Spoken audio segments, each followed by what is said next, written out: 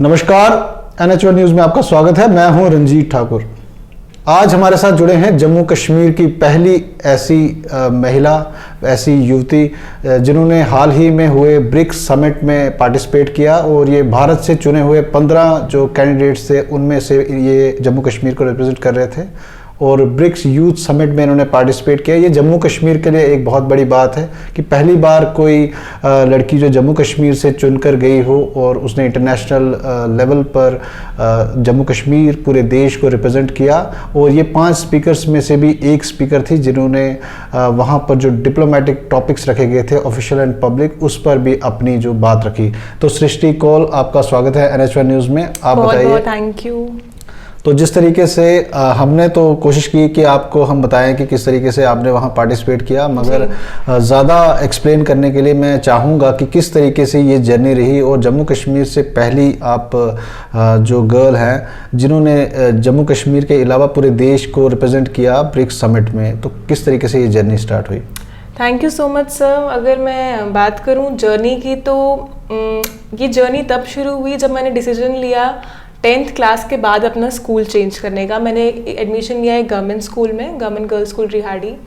और तब मैंने रियलाइज़ किया कि एक गवर्नमेंट स्कूल जो होता है कभी डिफ्रेंशिएट नहीं करता है कि ये बच्चा अच्छा है या ये बच्चा पुअर बैकग्राउंड से आता है। गवर्नमेंट स्कूल के लिए सब बराबर होते हैं।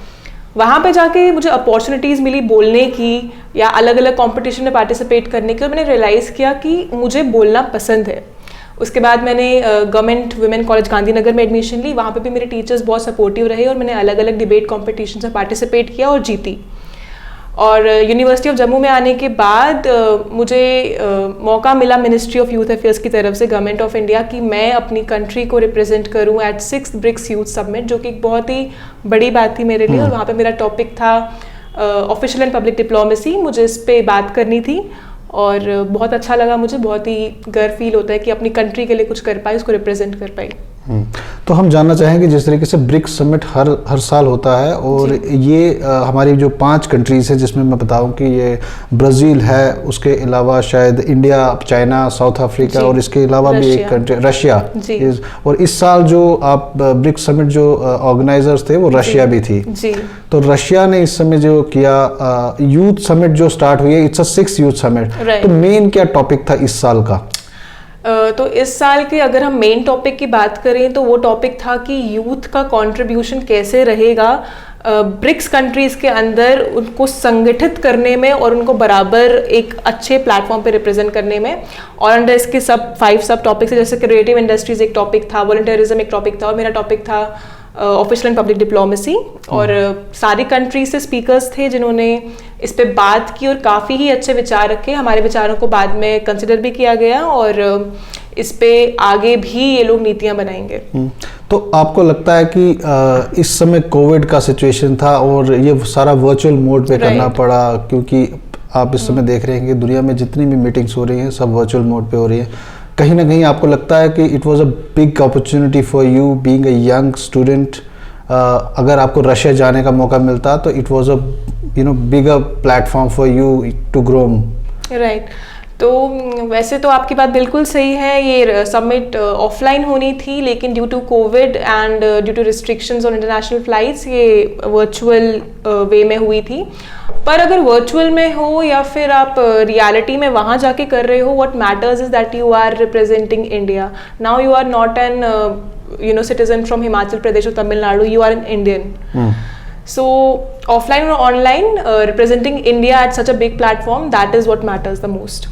तो अगर एक student how he has to reach that that level की वो किस तरीके से वहाँ पर पहुँचे, अगर मैं थोड़ा सा जानना चाहूँ कि क्या माइंड में आया कि ब्रिक्स समिट जैसी एक बड़े इवेंट में पार्टिसिपेट करना है और वहाँ तक पहुँचने के लिए क्या रास्ता है?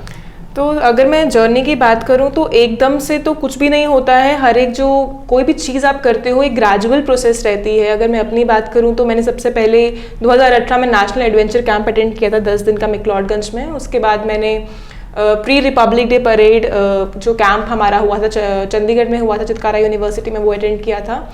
वहाँ से मुझे शॉर्ट लिस्ट किया था रिपब्लिक डे कैंप। मैंने 20 दिन से ज़्यादा टाइम दिल्ली में बिताया और पूरा कैंप अटेंड किया और 26 जनवरी को राजपथ पे मार्च भी किया था।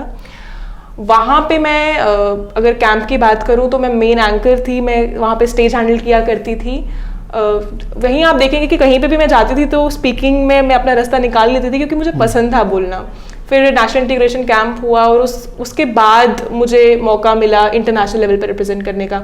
तो बच्चों को भी मैं यही बोलना चाहूँगी कि पहले आप स्टेज वाइज स्टेज चलिए, आपके जो यूनिवर्सिटी, आपके कॉलेज, आपके स्कूल्स आपको प्लेटफॉर्म देते हैं, आपके टीचर्स की हेल्प लीजिए। और आई थिंक कॉलेज जो होता है हमारा, वो सबसे अच्छा काम करता है, क्योंकि कॉलेज आपको अपॉर्चुनिटी देता है एक बड़े स्टेज पे जाने की। तो पहले आप डिस्ट्रिक्ट से शुरू करिए, फिर आप स्टेट पे पहुंचेंगे, उसके बाद आप अपने नेशनल लेवल पे पहुंचेंगे और फिर ऑब्वियसली आप इंटरनेशनल लेवल पे पहुंचेंगे। You are also an NSS volunteer, तो काफ़ी समय से आप उस पर काम भी कर रहे हैं, तो किस तरीके की एक्टिविटीज़ रहती हैं उसमें आप जिसमें पार्टिसिपेट करते हैं? NSS वॉलंटियर मैं 2016 से हूँ और NSS के अंतर्गत रहकर मैंने प्लांटेशन ड्राइव्स बहुत सारी की है। मैंने ऑलमोस्ट अभी तक 200 सैपलिंग्स प्लांट की है पूरे हमारी सिटी में। स्वच्छ भारत पे बहुत काम किया है। उसके बाद हमने ब्लड डोनेशन ड्राइव्स ऑर्गेनाइज कराई हैं। उसके बाद बहुत सारी और एक्टिविटीज़ रहती है, जैसे वाटर कंजर्वेशन रहता है। अभी कल ही की बात करूँ तो शाम को थोड़ा टाइम मिला मुझे, तो मैंने कल वर्ल्ड एड्स डे था तो उस पर अवेयरनेस प्रोग्राम कराया था। तो हम ट्राई करते हैं किसी ना किसी तरीके से सोसाइटी को बेनिफिट मिले और अवेयरनेस फैले। तो जो अगर मैं ब्रिक्स पे दोबारा से जाऊं तो जिस तरीके से अलग अलग देश के जो उसमें पार्टिसिपेंट्स थे, जो डिस्कशन हो रहा था वो किस लेवल का था और what you learn from that? क्योंकि जब इंटरनेशनल लेवल पे आप जाते हैं तो वहाँ कुछ और माहौल होता है, तो आपको लगता था कि कहीं ना कहीं जम्मू कश्मीर से निकले हुए आपको कितना डिफरेंस लगा as compared to other participants? अगर मैं अपने ही टॉपिक की बात करूं तो मेरे टॉपिक पे बोलने के लिए वहाँ पे साउथ अफ्रीका भी था, चाइना भी था, रशिया भी था। जब मैं बात करती हूँ कंपेयर करने की, तो मुझे लगता है कि हमें हर जगह से कुछ ना कुछ सीखना चाहिए और उसको लाके अपनी कंट्री में इम्प्लीमेंट करना चाहिए। मैं बात करूँ अगर चाइना की, तो किस प्रोफेशनैलिटी से उन्होंने अपना स्लाइड्स प्रेजेंट की, अपनी प्रेजेंटेशन दिखाई, वो काबिल तारीफ़ था। जो रशियन वहाँ पे हमारे पार्टिसिपेंट्स थे, उनका जो मैटर था, उन्होंने कैसे स्टैटिस्टिक्स को ध्यान रखा था, वो सब उनसे सीखने वाला था। तो कुल मिला के मैं यही कहूँगी कि जब आप इंटरनेशनल लेवल पे जाते हो आप बहुत कुछ सीखते हो, पर मैटर ये करता है कि आप वो सारी सीख कलेक्ट करके कैसे अपनी कंट्री में लाके उसको इम्प्लीमेंट करोगे और अपनी कंट्री को एक बेटर प्लेस बनाओगे। नहीं, क्योंकि जब इंटरनेशनल लेवल पे जम्मू कश्मीर से कोई जाता है तो उसको थोड़ा सा अलग नज़र से देखते हैं। वो सोचते हैं शायद ही पता नहीं कौन सा कन्फ्लिक्टिंग जोन है, जम्मू कश्मीर से निकला हुआ बच्चा। तो what was their first reaction to that? पहले मुझे भी ऐसा लगता था, जैसा आपने कहा है कि जम्मू कश्मीर से जाऊंगी तो लोग क्या बोलेंगे, लेकिन ये बात मैंने अभी कुछ टाइम पहले ही रियलाइज़ की कि जब मैं किसी नेशनल प्लेटफॉर्म पे जाती हूँ जहाँ पे सब स्टेट से बच्चे आते हैं, तो मुझे ज़्यादा एक्सेप्टेंस और प्यार मिलता है बीइंग फ्रॉम J&K। और बहुत ही अच्छा लगता है कि जब लोग इस चीज़ को बिल्कुल कंसिडर नहीं करते हैं कि आप जम्मू कश्मीर से हो या कोई प्रॉब्लमेटिक एरिया है, बिल्कुल ऐसा कुछ नहीं होता है। बहुत ही प्यार मिलता है, बहुत ही अच्छे से ट्रीट करा जाता है। अब तो मैं 3-4 बार जम्मू कश्मीर को रिप्रेजेंट कर चुकी हूँ ऑलरेडी नेशनल प्लेटफॉर्म पे, तो मुझे ऐसा कभी फील नहीं हुआ। लोग बहुत ही अच्छे होते हैं और एक्सेप्टिंग होते हैं। तो अगर मैं आपकी फैमिली की बात करूं, किस तरीके से सपोर्ट मिलता है? और मैं एक चीज़ और जानना चाहता हूं कि इज़ यूर माइग्रेंट कश्मीरी पंडित या क्या है आपका? जी, मैं कश्मीरी पंडित हूँ। मेरे पिताजी माइग्रेशन में नहीं आए थे, उससे कुछ टाइम पहले मेरे दादाजी की ट्रांसफ़र हो चुकी थी जम्मू कश्मीर में, तो उसी के चलते आए थे। मेरी मॉम माइग्रेंट कश्मीरी पंडित है जी।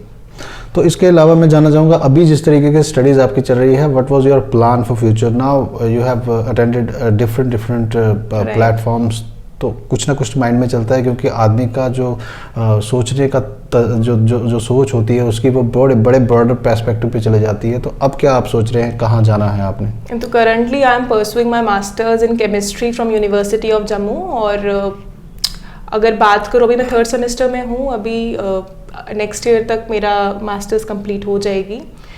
और फ्यूचर में देखा जाए तो मुझे डिप्लोमेसी, इंटरनेशनल रिलेशंस, इसमें काफ़ी इंटरेस्ट है। फ्यूचर का अभी हम देखेंगे। वैसे अभी मैं नेट की भी ट्राई करूँगी कि केमिस्ट्री में नेट भी क्लियर करूँ, तो मेरा पैशन और प्रोफेशन दोनों साथ में चले। तो लास्ट में जाते मैं चाहूँगा कि हमारे जो यंग डिप्लोमेट्स बनेंगे उनके लिए क्या आपका मैसेज रहेगा बहुत शॉर्ट में? मेरा मैसेज यही रहेगा कि दुनिया में बहुत कुछ हो रहा है, दुनिया में बहुत ही सब कुछ हो रहा है, लेकिन आपको अपने लिए चुनना है कि आप किस चीज़ को पकड़ के आगे बढ़ना चाहते हैं और किस चीज़ पे काम करना चाहते हैं। काम करने के लिए बहुत कुछ है, आपके पास बहुत ही ज़्यादा रास्ते हैं। अपने स्कूल, कॉलेज, यूनिवर्सिटी में आप जहाँ भी पढ़ रहे हैं, अपने टीचर्स की गाइडेंस ले, अपने प्रोफेसर्स की गाइडेंस ले, because they are the best ones to guide you right now. और ये एज बहुत ज़रूरी होती है। This age sort of carves you and carves your future. तो बहुत ही ध्यान दें कि आप क्या कर रहे हैं, कैसे कर रहे हैं, और ये आपके फ्यूचर को कैसे अफेक्ट करने वाला है। तो बहुत शुक्रिया सृष्टि। Thank तो ये you. थे हमारे साथ एक छोटी सी मुलाकात के लिए सृष्टि कौल, और इन्होंने अपना पूरा डिफाइन किया कि किस तरीके से 6 यूथ समिट ब्रिक्स में इन्होंने पार्टिसिपेट किया और क्या क्या वहाँ पर जो दुनिया भर से जो पार्टिसिपेंट आए हुए थे उन्होंने किस तरीके से अपनी बात को रखा और इंटरनेशनल डिप्लोमेसी को किस तरीके से डिस्कस किया जाता है, उस पर भी इन्होंने आज हमारे साथ बात की। उनका कहना है कि आने वाले दिनों में भी ये कोशिश करेंगे कि इनकी सोच है कि ये डिप्लोमेसी में ही आगे जाएं, और हम चाहते हैं कि जम्मू कश्मीर से कोई ना कोई महिला जो है वो अच्छे इंटरनेशनल लेवल पर पहुंचे। आप जुड़े रहे NH1 न्यूज़ के साथ।